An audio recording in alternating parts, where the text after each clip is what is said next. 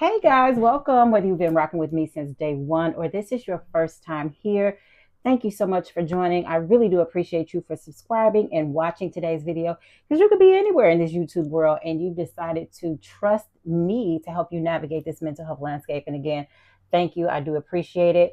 My name is Tamika and I am a board certified psychiatric mental health nurse practitioner. I also go by the name of Flagrant Psych MP. And I operate a private mental health practice here in Michigan where I am managing adult patients with things like ADHD, mild to moderate depression and anxiety.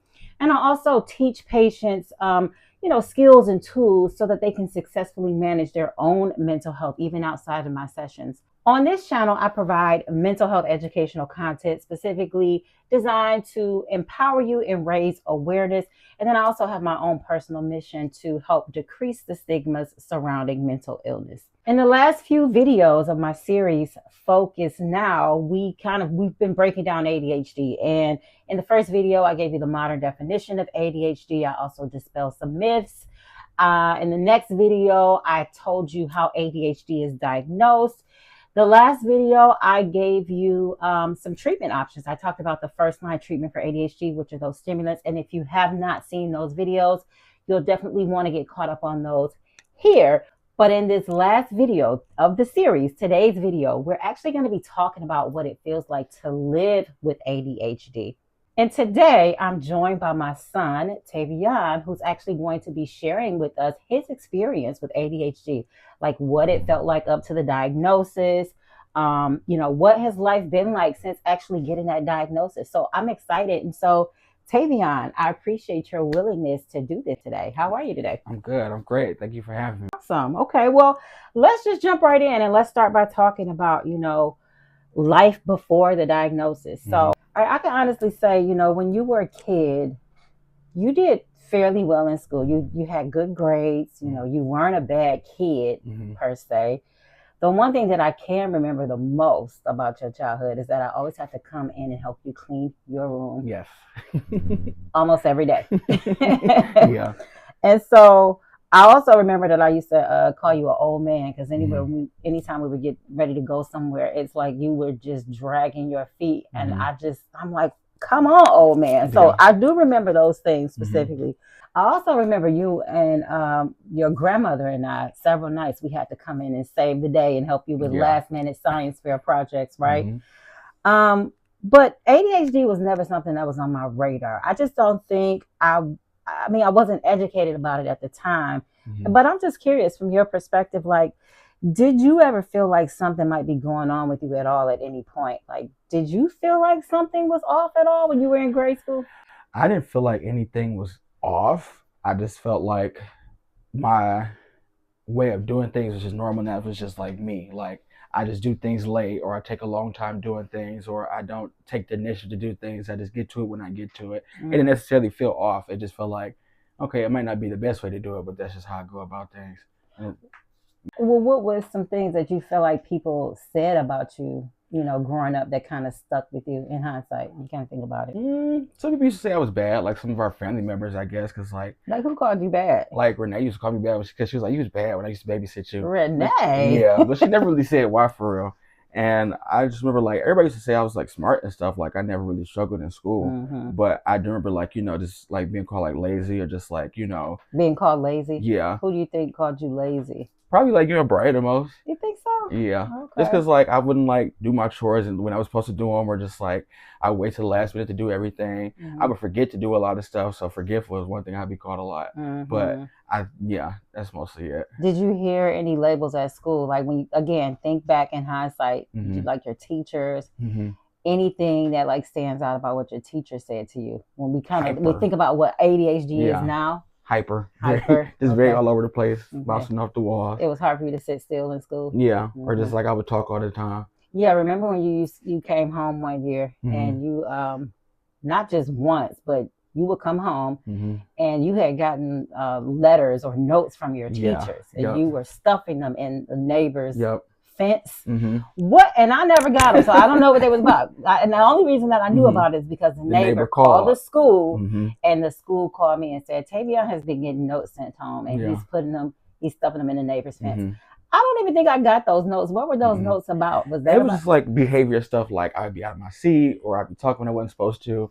It was like nothing ever like work related. It was always just like my behavior. And like kind of piggybacking off of that, I remember one time I got my report card and it wasn't a bad report card. I think I had like all A's and a C, but I was nervous to show it to you because my citizenship. It's like I had like 2s and 3s because like I would be doing my work, but just like I would be getting in trouble during those class times. For talking. Yeah, just like disruptive or just like talking and moving around.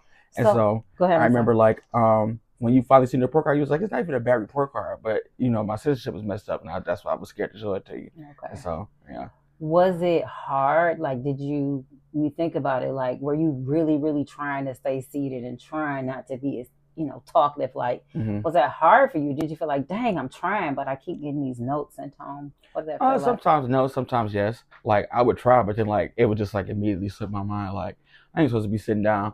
But most of the time, like in school, like if I really had like a hard time like staying in my seat or just like talking to other people, my teachers would separate me from other students. So like if I was to get up, I'd have to make a journey across the classroom. At that point, it's like, now I'm just kind of being disobedient. I don't want to do that, you know. Okay. Internally, if I had to ask you, like, with struggling with trying to remain calm and stay seated in class, what did that kind of feel like for you internally, if that makes sense?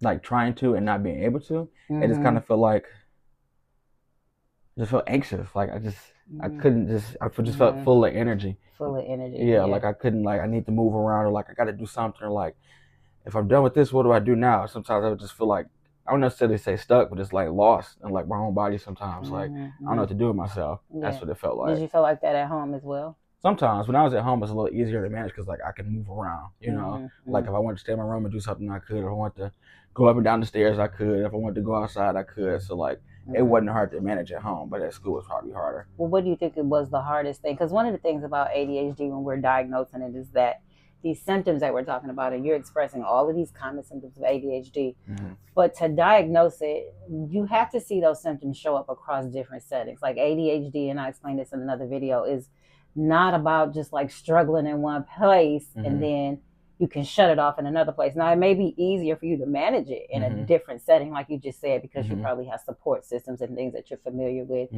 but it doesn't really shut off, right? So I guess I would ask, like, what is one of the things you think you struggled with in that home setting? Because you kind of talked about what it looked like at school. What do you think you struggled with at home the most? Or even in social situations? Social situations, like in school, I think I just kind of struggled with just like, I'm not really sure. And like social settings, I guess at home, I more so struggle with just like, just doing what I'm supposed to when I'm supposed to do it, like not waiting until the last minute to do things. Yeah. Like, I know we had like systems set up when I go home to like, you know, do my homework and do my chores, but like, I would just kind of lag into that, you know? And then it's like, I guess another way I could explain it is like, you know, when I'm at school, like certain classes that like, I liked, it wasn't hard for me to just sit and stay focused. Right, because like, you had an interest in it. Yeah, so like math and science, those classes were like cool. I didn't have a problem sitting in those, but like social studies or art classes where it's just like, well, what the heck are we even doing? You know, like those are the classes it was like, okay, I can't, I need to do something else. But one of the things I remember about home specifically is we would ask you to take the trash out. Oh yeah. And you would take the trash out, but what would you always forget to do? I would forget to I would forget to put the bag back in the can. I still do that today sometimes. Yeah, you do. I don't know what it is. It's like, okay, it's out, and then it's like, boom, and done. Then your mind just kind of like, it's done. It's gone. Yeah. Like the trash is out. Okay, cool. That's it. Right. That task is done. Check. Okay, cool. Okay. Let's see here. So let's talk about. I'm just curious. Like, if I asked you, like, what did a bad day look like for you? Can you like remember like? Or do you have any examples of like what that would have looked like for you as it relates to like these symptoms of ADHD that we're talking about? A bad day would be like, you know, the example you gave of like have to do like last minute science or projects, like forgetting like I didn't do none of my homework last night, and then having to go to school and just like get in trouble for that, or just like, you know, forgetting to take the trash out, and now the trash truck outside, and I'm getting ready for school, and it's like, dang, I done missed the trash can. Yeah. So now I'm about to get reprimanded for that. I think that's mostly what a bad day looked like. You know, did that like set the tone for the rest of your day sometimes? Sometimes it would, sometimes it wouldn't. You know, sometimes it would kind of snowball effect into other stuff. but most of the time they were just like separate events. I won't say my symptoms necessarily made my day, if that makes sense. It would just be little moments, but Gotcha. eventually I would bounce back throughout the day. Okay. So let's talk about this. So you ended up successfully, getting through high school. You actually went to one of the high achieving high schools in Detroit. You had to get accepted. You went to Renaissance High School. So, I mean, you got through it. Like you said, you struggled with some of the stuff that you weren't really interested in, but you were able to get through it, and you actually got a full scholarship through the Detroit Promise program, right? And so you were able to go to Michigan State. Everybody was all excited for you for that. How did you feel about that? I thought that was really cool. I mean, I think at the time I didn't really understand the weight of it, like how amazing that was back then. Like I was just like, okay, I'm doing what I'm supposed to be doing, so that's cool. But it just felt like the next step. The weight of it really didn't like resonate with me. You didn't really get what I was like, understand the impact, what was happening, right? Understandable. Most people kids at 18 don't really understand that. But when you got accepted into Michigan State, you went and you stayed on campus. That was really like your first time being out of the house and being alone and being on your own. Talk to me about. Let's kind of just start with like, how did that whole experience even feel for you in the first place? Because we were excited, but yeah. I think that transferred to me though too. I was excited for sure because it was cool. It was a new experience. I think the hardest part was just having to do it on my own. You're at home, you got your alarm set and stuff, and it's like you guys will wake me up and make sure I did the things I was supposed to do. But when I was on my own, it was nobody doing that. Like it was nobody forcing me to go to class and forcing me to go to school and making sure I get there on time and telling me, hey, maybe it's time to wash your clothes, or hey, maybe it's time to clean up the room and stuff like that. It just was like it was all up to me. But yeah, I think that was it. Like it was exciting to be there. At that point in our lives, I wasn't a mental health provider at the time. And I think, knowing what I know now, this is where a lot of kids actually, start to, this is where like issues like ADHD may start to come to light, because now you had a lot of support when you were at home. You had me, you had Brian, we provided you structure. Like you said, we woke you up and we said, okay, now it's time to, get up for school, go do this, go do that. And then when you actually have ADHD, which are, all of those things that we kind of just talked about, these are like core symptoms that people struggle with. If you don't have that support system and you don't know what you're actually dealing with, I can see how it can become really, easy to kind of like all of that stuff just kind of overwhelms you. It just starts piling up on you. And it showed through because, you did really well that first semester in school. So let's talk about that. Like, what do you think you did that first semester versus that second semester? Because I'm just going to say this now. You ended up not finishing Michigan State. Because you didn't do well in that second semester, but you did really well in that first semester. You was able to maintain your scholarship. What do you think was different between that first and second semester? Well, for one, having my car, I think that definitely messed me up the second semester. Oh, okay. But also, too, the second semester, I had a lot more early morning classes. So just like my first semester, everything was in the afternoon. Wait. Are we talking? You did one full year. Oh, yeah. So we're actually talking like first year, second year. First year I versus said second semester, year. but I meant I know year. that's what you meant. My bad. So, yeah, first year, all of my classes were like in the afternoon. So I have a chance to like get up, lollygag if I want to. But by the midday, it's like, okay, I'm in a mindset now where it's like, I got to go to class, But second semester, having to wake up and start my day like going straight to class. So I'm just curious because I know Brian, your stepdad, he had multiple conversations with you where he told you, Tavion, you don't have to go to school early in the morning, first thing in the morning, like you did in high school. You set your own schedule. Why did you, if you knew that you were successful, like you were more likely to be successful with afternoon classes, why did you switch and do those morning classes? I just thought I could do it. At first, it was like on pen and paper, like, it's like 8 a.m. though, it's not that bad, But when you out all night and then you got to come back and go to sleep, and if you was up all night doing your homework, it's like, no, I can't get up like that. Okay. And then, like you said kind of before, like, after you, like, you miss one class, now you miss 2 classes, like, okay, well, I don't think I'm going to catch up now. I kind of was shut down at that point. So you kind of psyched yourself out. Yeah. Now. Like you felt like you had let this mountain of things pile up and you couldn't like claw yourself out. Yeah, and it's like when I kind of get like that, I kind of shut down. All right. So like I said earlier, you ended up not finishing Michigan State after that second year.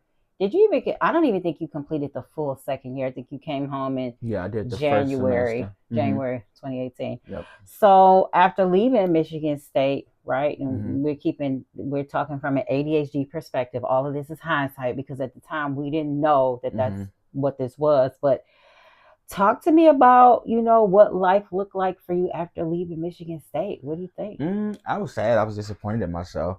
I couldn't really pinpoint why. Like I knew I went to class, but I couldn't why was I going to class? I kind of just like stopped thinking about it.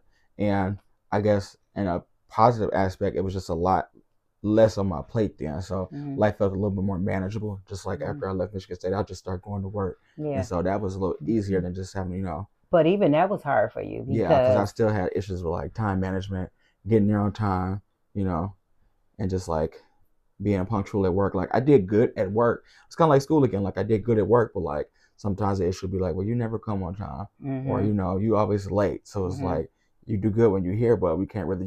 yeah.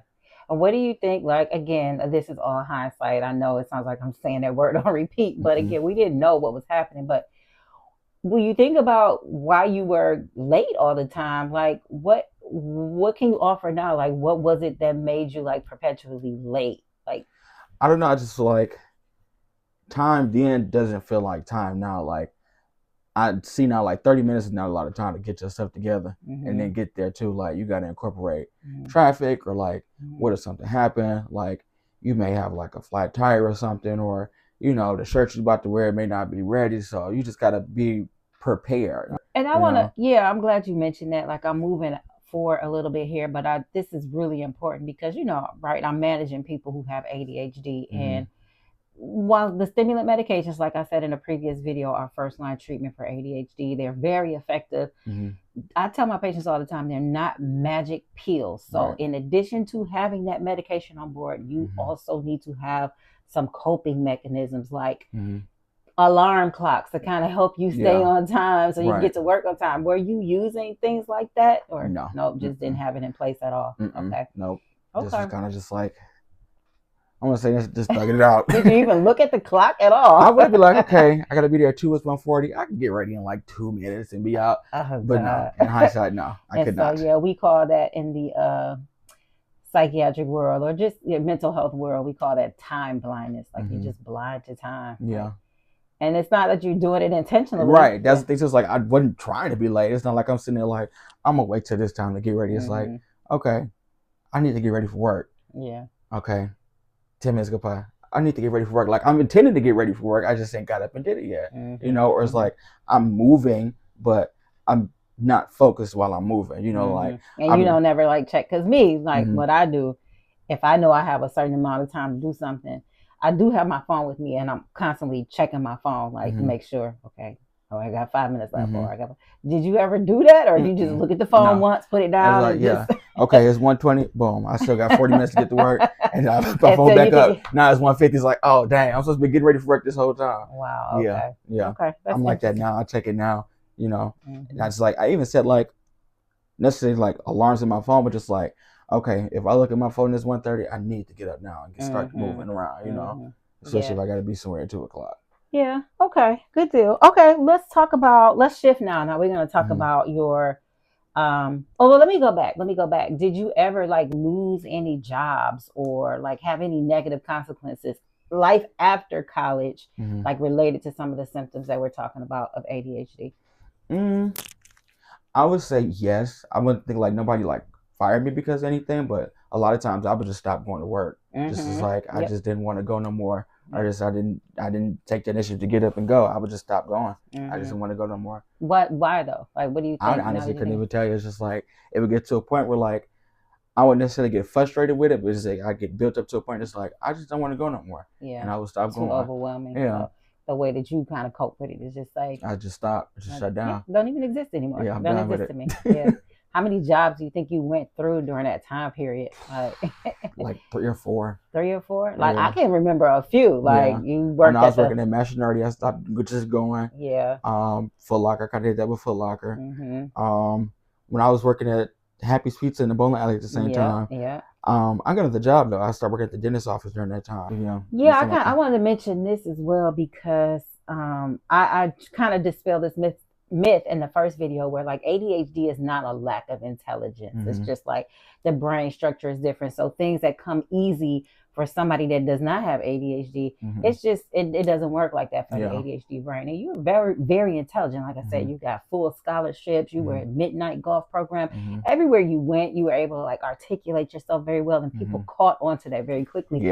And you got that dental job just from taking your little brothers to their dentist appointment. Just off the strength of that. And she saw something in you and gave you the job based on that. But the struggles that you were dealing with ADHD, and again, at the time, we didn't know that's what this was. It made it, and you liked that job, but it made it difficult for you to keep it. Talk about that. I know eventually, like, well, let me go back. Like, when I started that job, you know, I was doing it well, but I remember like one of the things that like I guess I can attribute to my ADHD is like my desk was always messy. Like I would have like patient forms just like everywhere, and like one thing I had to do before the end of the day is like, okay, I got all this clutter and mess on my desk, but I gotta straighten it up before I leave because you know we gotta clean the office up before we leave. But eventually, when I left, it kind of was the same with the other jobs I just told you about. Eventually, I stopped going. You know, and it wasn't like nothing wrong with the job or anything. I just eventually just stopped going. Were you behind on any of your work or like any disciplinary action from anybody at work at all? And I also think my manager was also very patient with me because it was just us in the office. But no. Did she see like some of the things you're struggling with, like the messy desk, and were you late to work sometimes? Because I can remember telling you like, Tavion, you have to be to work at. Yeah, that too. I would be late. But she let a lot of that slide. She was very patient with me. So I do appreciate that and remember that. But yes, definitely the punctuality and just keeping things organized. What else?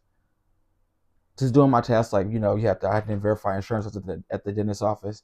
And sometimes I would wait until like the end of the month to do it. And so it's like, now I got to check all these patients in one day. You let it all back up. And that becomes, you already got this internal restlessness and anxiousness that we already talked about. And then you add that on top of it. And then that just kind of compiled it and made it very overwhelming. But I will say one thing about letting that happen, but working in that environment is that it didn't like shut me down how it usually did. Eventually I kind of got to that point where I just stopped going, but when stuff would pile up on me like that, I kind of like, I want to say I liked it, but it didn't overwhelm me the same. Well, you know what?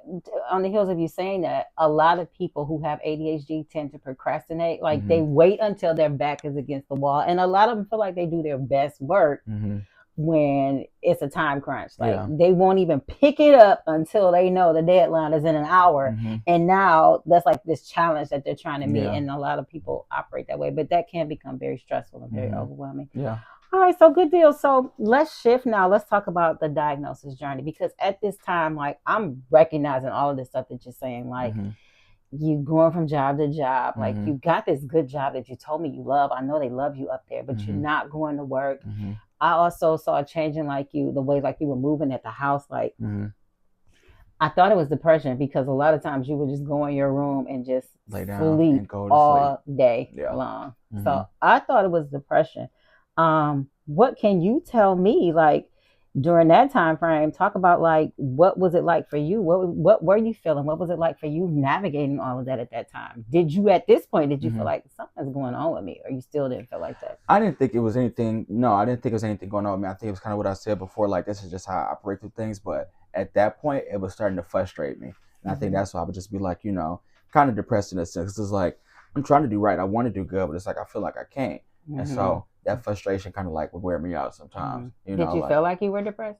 Yeah, definitely. It's like I said, like I was trying to do good. I want to do good, but it's like I just couldn't. I want to say I couldn't. I was having a hard time. Like it was really hard. Yeah, like I would do some things right, and then sometimes it's just like it would all fall apart. And like I said before, like when I get set back like that, it's like, okay, now I'm done. You know. And you were really, really trying your best to. Okay. All right. And one of the things I also noticed, like when you would sleep, like you would basically sleep all day, but then you would be up all night. Yes. And so by this time, I don't know, I think at this time I had already entered my psych NP program. So now mom's got a little bit more awareness. I'm paying attention now. I'm connecting the dots, and I'm like, you know, I definitely think there's a depression there, but with the way that you were like up all night, I started thinking like, could this be mania? I started thinking maybe you have bipolar disorder, right? I remember that. And so I tried to help you kind of navigate that. I, you know, told you to like make an appointment with your provider. Mm-hmm. And I think at one point she actually diagnosed you with bipolar disorder. Do you Yeah. remember that? How do you feel? Yep. What did that make you feel like? I was like, okay, that it's a name to put to something. Like, I feel like if it was anything, that could have been that. But I also wasn't really sure what bipolar disorder was at that time. Mm-hmm. I think I got diagnosed with like bipolar 2, and I was taking medication for that. Mm-hmm. So yeah, I don't think it wasn't as, what's the word? It wasn't as much as a revelation as ADHD was. Mm-hmm. And that was one of the questions I'm actually going to ask you. So hold up on that. But can you remember any of the medications that that you were given when we thought the diagnosis was bipolar? I remember taking it. I just remember what it was. I forgot the name of it. Yeah. But I do remember it just like, it would make my stomach hurt, and it would make me just very like meh, like very melancholy. And I think that's the other time where I just be sleeping a lot. Yeah. Like I would take it and go to work, and I would have a cool day at work, but I just didn't feel very like reactive, if that makes sense. Like my day would just kind of go by, and then when I got home, I would go straight to sleep. Did it do anything for like the noise in your head that's associated with like ADHD? Not necessarily, no. It wouldn't block the noise out. Or that inner restlessness that you used to. It would just make me not react to it. You know, it's like, okay, like I would feel how I would be feeling, but I couldn't really necessarily do nothing about it. You know, it's like, whatever. Yeah, you know? And then all those symptoms of ADHD that we've been talking about up to this point, were those still there? Yeah. Even with you taking the... Yeah. Yeah. And that's important. I want to call that out because sometimes I get a lot of patients who come to me and they tell me, I think I have ADHD. I'm diagnosed with this, and this. I'm already on this, and this. And they don't feel any different. Like all of those ADHD symptoms are still there. As a clinician, that's very telling to me because it suggests that we're not treating the right thing. And I noticed that with you. Like, we got you, I think they put you on like Vraylar. Yeah. I remember. Yep, I remember that. Vraylar. Oh, I can't remember any of the other ones, but I know we tried a couple of them and I noticed that we wasn't really seeing a difference. And so this is also around the time where I started working with a platform that specializes in ADHD. So I started learning a lot more about ADHD. And also that there's a very fine line. I don't even want to say fine line, but bipolar 2 disorder and ADHD can look alike. And I started seeing that in practice where I had a lot of patients coming to me saying, I'm diagnosed bipolar 2. And I'm like, I want you to question that. Anytime I see a patient that tell me they are diagnosed with bipolar 2 disorder, I am going to question it because it looks very similar to bipolar disorder in terms of like hyperactivity, not being able to sleep, and when you have all of these symptoms of ADHD that are not controlled, that can definitely make you feel depressed and feel very anxious. And so, we got to kind of really look at it to understand, is it really ADHD or bipolar disorder? But I started to see you more in ADHD. And so I came to you and I shifted the focus like, I think you have ADHD. Let's kind of pursue that and see where we get with that. So can you remember when ADHD started to come up as a possibility? And do you feel like it resonated more with you than bipolar 2 disorder? And I think you said that already. So go ahead and expound on that. I remember when you had like kind of first mentioned it and we were talking about it. And then like a little bit after that, I was on the phone with a friend. And I know like one thing they say is like a symptom of ADHD is like, she was talking to me and like some words would like trigger like songs in my head. And I would sing the song. And she stopped me. She's like, do you think you have ADHD? I was like, my mom literally just said the same thing. I was like, I don't know. But I was like, I think that once she said that and like kind of talking to you about it beforehand, it started to click a little bit more. I remember when I finally like tested for it too, and they said like I had the combined type. That made a lot of sense too, because it's like I'm always either bouncing my leg or moving around, and it's like sometimes you talk so fast. I'm telling you all the time, slow down. And it's like I be trying sometimes, but I can't do it for real. And just like also too, like just the inattentiveness, like I mean, it makes sense. I don't want to say I'm inattentive, but like when I'm not focused, it's like I'm really not there. Like you definitely have like, and I told my patients, not my patients, my viewers in another video, remember the symptoms of ADHD can fluctuate over time. You have those 3 presentations, the inattentive type, the hyperactive, which leans more towards impulsive, and the combined. You can like go in between those different subtypes. It just depends on how life is lifing for you at the time. Sometimes you can manage all of those symptoms without any medication, without just with just coping mechanisms. Sometimes you need a little additional help, and this is where medication comes on board. But sometimes you can be more inattentive. You definitely, I think, like you like consistent. combined type of ADHD. For sure. Yeah. Oh, yeah. Yeah. Yes. Okay. Well, let's shift and now talk about the process of getting the appointment and the ADHD diagnosis. Oh, So, my goodness. yeah, what was that process actually like from your perspective? It was hard. It was hard. It was just a lot of, it took a long time. And then it's like, once I finally talked to a provider that tried to diagnose me, she wasn't good to me. It's like she kind of, I don't know, she wasn't, what's the word? She didn't seem like she was interested in doing what she was doing. So it was just like. I was at that appointment with you. And so, guys, I just want to say this, okay? Tavion didn't have to go through all of this alone. Thankfully, he had me as his mother, who was a mental health professional. I was there to help him, advocate for himself and navigate everything. But I understand that everybody does not have that type of support, right? And that's really what this video and this channel is about. I want to be able to provide you with resources and tools to help you be able to navigate this mental health landscape, because sometimes, if you're not educated, your providers, they won't always advocate for you the way that you would advocate for yourself. And, like Tavion said, it took us a really, really long time to get this diagnosis. And I can only just imagine, for somebody who didn't have the type of support that he had, how frustrating or how much longer it might have taken to kind of, to get that diagnosis. So use all of this information as a resource for you. Okay. That's exactly what this is for. But I remember I was at that appointment with you. Yes. She was also a psychiatric mental health nurse practitioner. And you met all of the criteria, but I'm just going to call a spade. She already had a preconceived bias. She felt like, because those first line medications for ADHD are stimulants, she just kind of treated you like you were drug seeking. Right. And she's like, well, we're going to start you. Do you remember the medication she started you on? I don't remember the medication she started me on, but I remember the dose she gave me was like half of what I should have been taking as an adult. It was like something for like a 6 to 12-year-old. It's like, it wasn't even an effective dose.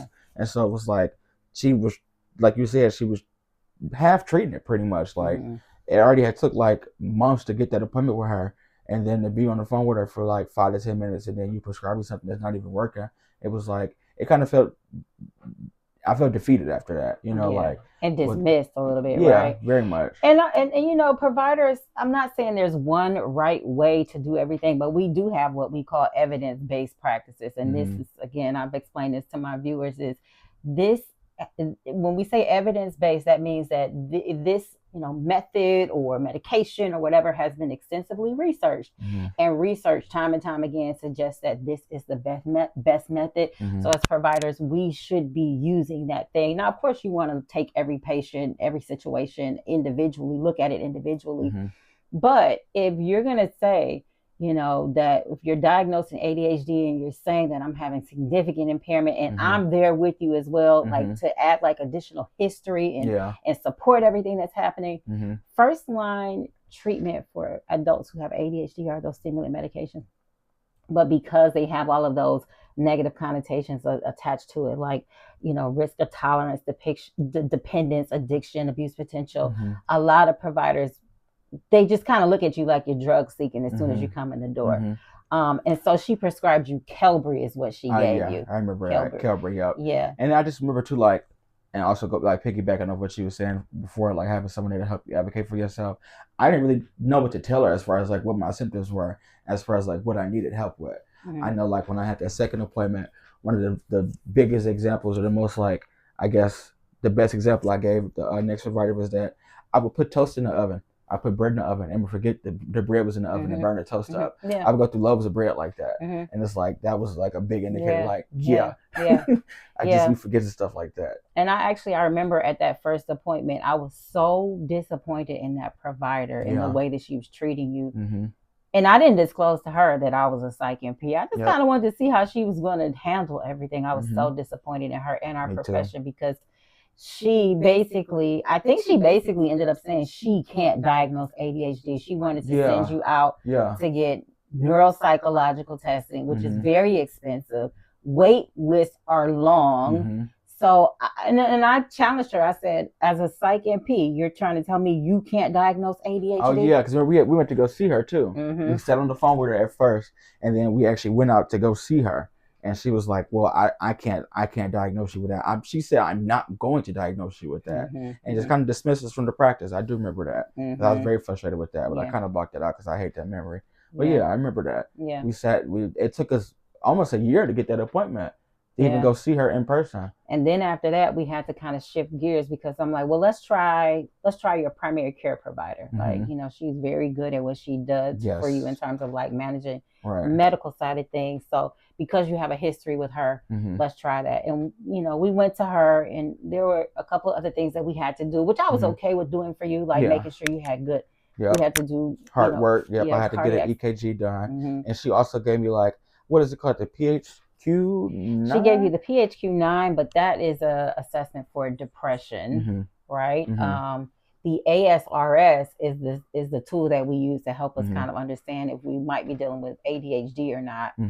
But you had already taken that already. Like you had taken that even before we went to go see that that other PMHNP. So, but yeah, we went through all the proper steps to try to set it up for her to actually treat you, but she still didn't even feel comfortable about doing it. Right. And I'm not mad at that because a lot of primary care providers, you know, that's just not their specialty. That is a psychiatric specialty. And so she actually wanted you to go to a psychiatrist. We couldn't get with her psychiatrist either. Now that I think about it, can you remember why? No, I don't really remember why. I just remember like asking her, like, you know, do you think this is something you could like take over prescribing for me?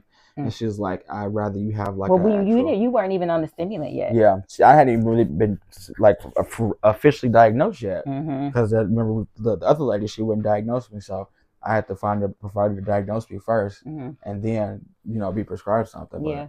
So on the heels of that, let's talk about. Do you remember when you finally got your diagnosis? Yeah. Like, how did that make you feel? I mean, like just kind of knowing beforehand, like what I was going into, it just finally felt like, okay, somebody finally agrees. That felt good. So I was excited. I know, I guess it's a kind of weird thing to be excited about, but it's kind of like finally I can move forward with this process and see what I need to do and how to, improve with my diagnosis. It's validating, like very much. Finally, like it helps you to kind of. It's like a woo-ha moment. Is that the word? No, woo-sa. It's like a woo-sa. Woo-ha. That's bust around. Yeah. It's like a woo-sa moment because you're like, oh my God. Now I know, like, if you ever felt like there was something wrong with you, now you know, like, it's not anything wrong with me. I don't fit into this category. It's this category. And now this makes sense to me. Now it makes more sense. So do you remember the first time that you took medication? Yeah. Yes. What was that experience like for you?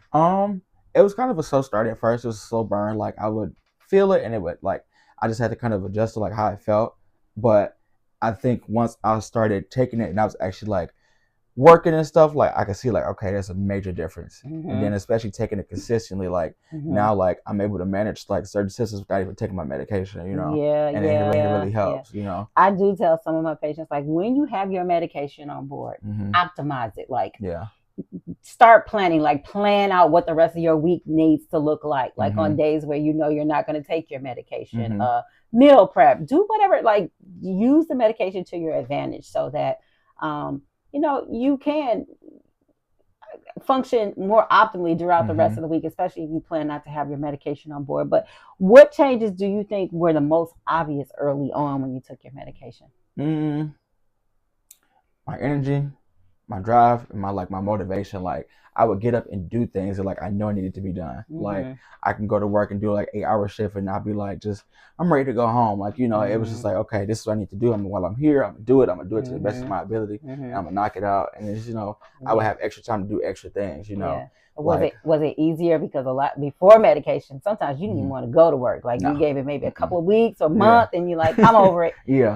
I saw a change in you in terms of that. Like, do you see that in yourself? Yeah. Okay. Yes, definitely. Awesome. It's like I gotta get up. I gotta go to work. It's like before it was just like that haze. Like you said, like I didn't want to go, but like now it's like I gotta go to work. It's just like I remember one time I took it and I got up, I cleaned up, I did my laundry, I folded on my clothes, and I was like, okay, I did that within like 4 or 6 hours, and I still had a whole day ahead of me. It's like that feels good to like get things done. Yeah. Did you think you had any side effects or anything from the medication that took some time to get adjusted to? No. Did it ever mess with your sleep? That's one of the things I always tell my patients, like, because we have you on. So just so you know, remember I told you guys before, there's 2 types of stimulant medications. You have the methylphenidates, you have the amphetamines. Because our family has a history of like cardiac issues, and Tavion had like heart murmur. I was there to help him kind of navigate this whole thing, and I recommended that he started with a methylphenidate. So Tavion is doing a methylphenidate. You don't mind me sharing this to you? He's doing a methylphenidate, long acting. No. Right now you're doing an immediate release, so he has twice daily dosing. And some of the side effects that can come with these type of medications is like appetite suppression and sleep impairment. Do you feel like, especially if sleep impairment, especially if you take the medication too late, or if your body is holding on to it too long, you never felt like you kind of dealt with any of that at all? Oh, I actually did. Yeah. Like, especially like even still today, like what I usually do is like, because I break it in half. If I take like a half of it, especially like when I go to work, if I take it and I feel it, I won't have an appetite, especially if I was hungry before I went to work. Once I take it and I go to work, my appetite kind of goes away until like I stop feeling the effects of it. And yeah, definitely sleep. Like before, when I was even breaking it in half and I was taking the whole thing, sometimes I would have a hard time falling asleep, Okay. But those side effects kind of stuff, you kind of learn how to manage those, right? Like, yeah. Like one of the ways I manage it is like breaking it in half, not taking the whole dose immediately, or just kind of like fighting through it sometimes. Like I know if I ate all day and I'm on medicine, like I should probably eat something before 8 o'clock hit, and I ate nothing all day. Yeah, and I try to encourage my patients to make sure you're getting in at least 2 full meals a day. I know most of the times when you come home from work, we got a dinner. Most of the times we got a dinner for you. That's one meal, and you typically get something at work too, right? Yeah, I've been trying to cut back on that though, but yeah. Okay. All right, let's talk about life after treatment. Like, what do you think is different about your day-to-day life now? Definitely more motivated. Definitely like just waking up more so on like the right side of the bed. I feel good waking up. I feel good going to bed. I just feel a little more accomplished. I feel more motivated. I feel more driven, and that feels good. I feel better. I feel a lot better. And then on the heels of you saying that, like, it sounds like you just already kind of endorsed this, but do you feel like being medicated has affected your confidence and how you actually see yourself? Yes. Talk to me a little bit more about that. I definitely feel more confident, and I feel more confident because I'm doing what I want. I'm getting things done the right way, and that makes me feel a lot better about myself. Beforehand, it's like I was struggling to do things. So, okay. Do you feel like medication fixed everything, or do you feel like there's still some challenges that you face? I won't say medication fixed everything, but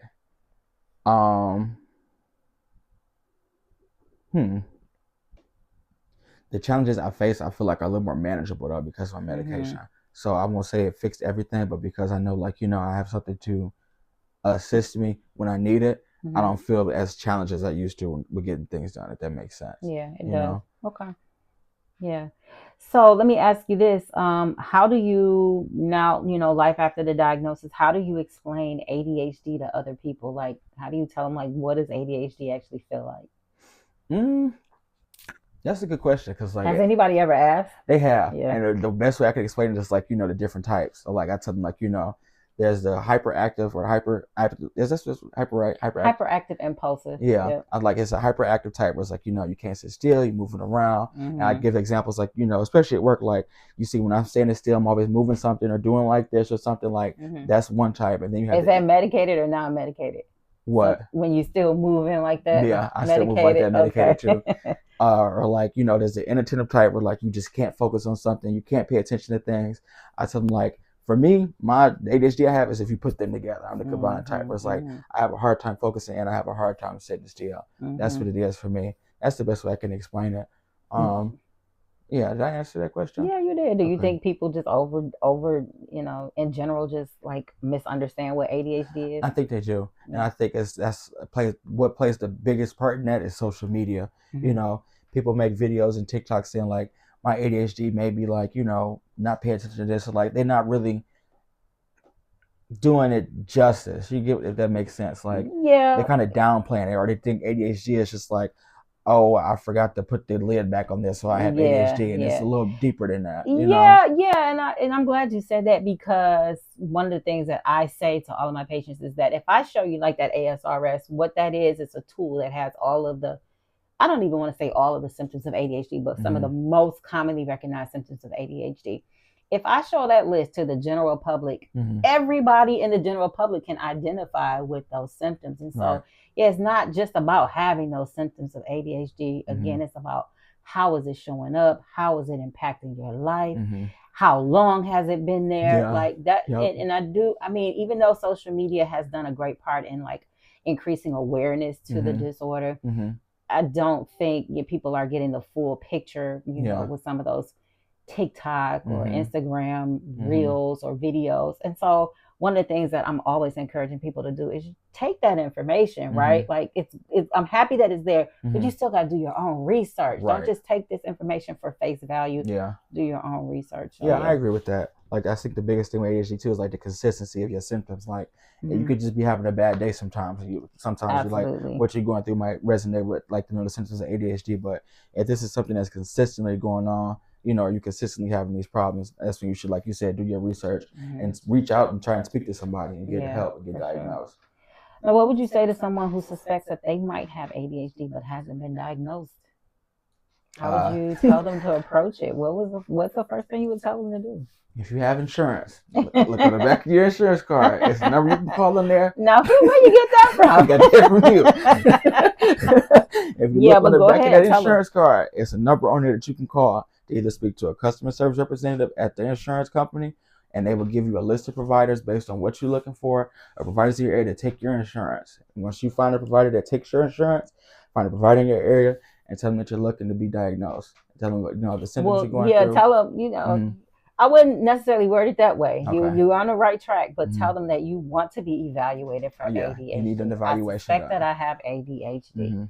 And to give you some additional, you know, information with that, because again, the journey was very long and hard even for us. If you have, like, you know, remember to talk about your childhood experiences. How long have you been experiencing these type of symptoms? How frequently do they show up for you? If you have somebody who can come with you to those appointments and kind of support the history that you are giving them, that would be very helpful as well. And you can get diagnosis from a psychologist, a psychiatrist, a nurse practitioner, a physician assistant. So I just want you to know that there are several types of, even social workers, clinical social workers can make diagnoses. So there are several types of provider types out there that can make the diagnosis. Now, if it comes to needing medication, that's a difference. You're going to need either a psychiatrist, a nurse practitioner, or a physician assistant. Those are the three type of providers who can actually prescribe medication. But you don't have to start with those type of providers to get the diagnosis or to get the evaluation for the possible diagnosis. So just wanted you guys to know that. Okay, Tavion. What if I had to ask you, you know, how would you describe your life now in one sentence compared to before? What would you say? From then compared to now? Yeah, if you could describe your life in one sentence. Organized. Organized. That's one word. I like that too, though. Yeah, very organized. Okay. Like, I've got a schedule, a set time to do things, when I need to do them, how I need to do them. It's just organized, and it makes it just less clutter-free, and I can move more efficiently. So I would say another word would be either efficient. I think efficient is a better word. Okay, organized or efficient. Yeah, I like efficient. Things just work smoother, better, a better process flow. Yes, awesome. And it's less stressful. Less stress. That's two words. It decrease the anxiety for you as well? Yeah, yes. Awesome. Do you even feel depressed anymore? No. And that shows through. Yeah. No. I just want to say this too. You know, a lot of times when I have patients who come to me and they think that they have ADHD, you know, these symptoms are not controlled and they've not been diagnosed. A lot of times they come in and the depression and the anxiety is like through the roof. And sometimes they will be on like an antidepressant medication as well. And they've been on it for a long time and the dose is going up and up. And the depression and anxiety is still here again. As a provider, that lets me know we're probably not treating the right thing. And so I will tell them, you know, we can confirm that you have ADHD. We get you on the right medication, the right dose, the right formulation. a lot of times that depression and anxiety comes right down with just that one treatment. And so you don't have a need to be on all of these medications. Right. And it sounds like you kind of identify with that. You got you on the right type of medication, the right dose, the right formulation. You don't need any of those antipsychotic medications anymore. You don't need an antidepressant. The depression and the anxiety came right down when we got the treatment right. Yes. Yep. Definitely. Okay. Well, all right, guys, that is it for today's video. And this was the last video in the series, Focus Now. Tavion, again, I want to thank you for coming on and sharing your experience. Yes, thank you for your bravery in doing that. And if you guys enjoyed this video, go ahead and give it a thumbs up. If you're not subscribed already, I would love to have you become part of the Flagrant Psych MP family. Again, if you enjoy this type of content where I'm educating you on mental health and helping you navigate the mental health landscape, I think you're going to enjoy it here. Also, if any of this video resonated with you, go ahead and leave us a comment, drop a comment below. Remember, I love to converse with you guys. Share this with somebody else who you think might benefit from it. And if you have any questions or concerns or something that we didn't address, or you want to add something to the conversation, go ahead and drop it in the comments below. But again, I thank you for joining us today. Until next time, you guys take care of yourself. Bye. Take a whole day to recognize sunshine.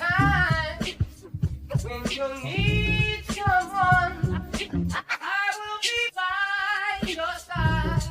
Hold on. There is a light that shines. That's for you and me. Yeah.